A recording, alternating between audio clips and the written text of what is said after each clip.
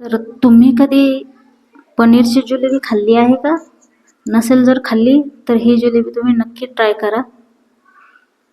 तर त्यासाठी आता इथे मी घेतलेलं आहे 1 वाटी पनीर. त्याला आपण मिक्सरच्या भांड्यात टाकून थोडंसं पाणी टाकून त्याचं एकदम छान पेस्ट करायचं आहे. पेस्ट खूप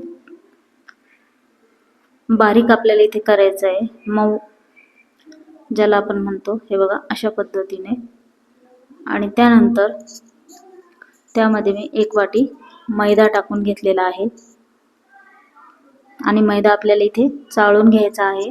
हाताच्या सहाय्याने पूर्ण व्यवस्थित मिक्स करून घेणार आहे ते. त्यानंतर त्यामध्ये थोडंसं पाणी टाकून त्याचं आपल्याला घट्टसर असं पेस्ट तयार करायचं आहे आणि त्याला छान फेटून घ्यायचं आहे. हे बघा छान असं फ्लफी झालं पाहिजे ते. तर इथे मी छान फेटून घेतलेलं आहे पीठ जे आहे ते. हे बघा अशा पद्धतीने आपल्याला इथे जिलेबीचं पीठ जे आहे ते पाहिजे. तर थोडासा मी इथे ऑरेंज रंग टाकून घेतलेला आहे. जिलेबीचा जो असतो तो तुम्ही पिवळा सुद्धा टाकू शकता. रंग जर नसेल तर हळद सुद्धा तुम्ही त्यामध्ये टाकू शकता, जेणेकरून त्याचा पिवळा रंग येईल. त्यानंतर त्याला छान फेटून घ्यायचं आहे. मग आपण इथे जिलेबी तयार करूयात. तर त्यासाठी आता मी इथे अगोदर त्यामध्ये थोडंसं सोडा टाकून घेणार आहे, बेकिंग सोडा. बेकिंग सोडा मी इथे टाकलेला आहे. त्यावर थोडंसं पाणी टाकून छान मिक्स करायचं आहे हे सगळं बॅटर.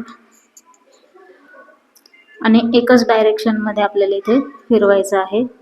हे बघा अशा पद्धतीने आपल्याला इथे जिलेबीचं पीठ जे आहे ते तयार पाहिजे. तर त्यानंतर इथे मी पायपिंग बॅग घेतलेली आहे आणि त्यामध्ये आता हे मिश्रण जे आहे ते मी टाकून घेणार आहे.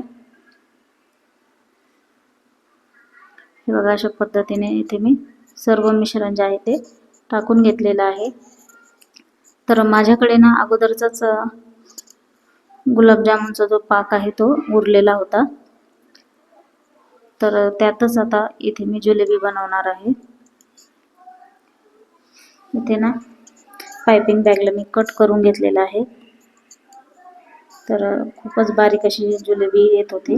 थोडंसं पुन्हा एकदा कट करून घेतलं आणि मग इथे मी जिलेबी करायला घेतलेली आहे. हे बघा किती सुंदर मस्त अशी जिलेबी तयार होते आणि छान फुलली पण आहे ती. हे बघा मस्त अशी इथे पनीरची जिलेबी आहे ही आणि खूपच टेस्टी लागते ही.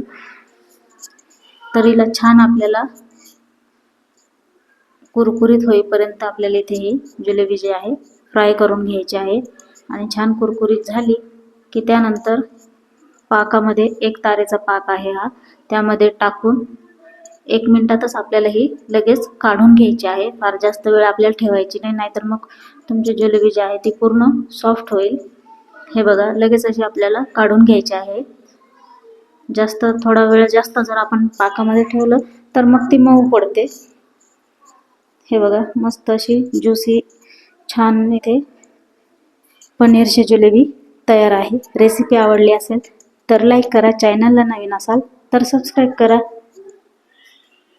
चला तर भेटूया नवीन व्हिडिओमध्ये नवीन रेसिपीसह.